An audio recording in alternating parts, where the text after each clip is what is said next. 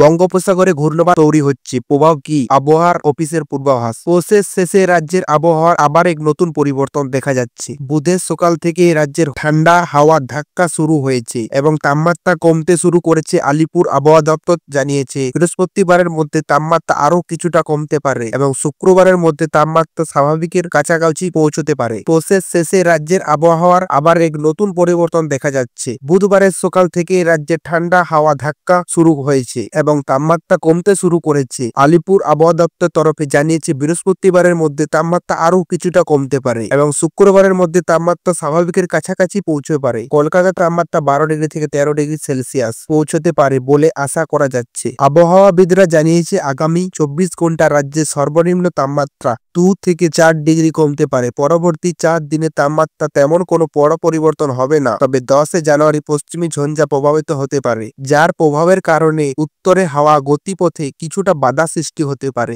যার ফলস্বরূপ তাপমাত্রা আবার বাড়তে পারে। মঙ্গলবারের তুলনায় বুধবারে কলকাতার তাপমাত্রা সামান্য কমেছে। মঙ্গলবার শহরে সর্বনিম্ন তাপমাত্রা ছিল 16.2 ডিগ্রি সেলসিয়াস আর বুধবারের তাপমাত্রা ছিল 16 ডিগ্রি সেলসিয়াস, যা স্বাভাবিকের চেয়েও 2.1 ডিগ্রি বেশি। দিনের সর্বোচ্চ তাপমাত্রা ছিল 25 থেকে 5 ডিগ্রি সেলসিয়াস এবং বুধবারেও দিনের তাপমাত্রা প্রায় একই থাকতে পারে। এদিকে দক্ষিণবঙ্গের সব জেলাতেই আবহাওয়া শুষ্ক থাকবে এবং কোথাও বৃষ্টিপাত সম্ভাবনা নেই, তবে বৃহস্পতিবার দার্জিলিং, জলপাইগুড়ি, কোচবিহার এবং উত্তর দিনাজপুর হালকা থেকে মাঝারি কুয়াশার সম্ভাবনা রয়েছে। পশ্চিম বর্ধমান এবং বীরভূম জেলাতে হালকা থেকে মাঝারি কুয়াশা দেখা যেতে পারে, যদিও ঘন কুয়াশার সতর্ক জারি হয়নি। তো আজকের এই আবহাওয়ার খবর এই পর্যন্তই। যদি ভিডিওটা ভালো লাগলে অবশ্যই ভিডিওটা লাইক করুন, সাবস্ক্রাইব করুন। এরকম আবহাওয়ার খবর পেতে চ্যানেলটি সাবস্ক্রাইব করে আমাদের পাশে থাকুন। ধন্যবাদ।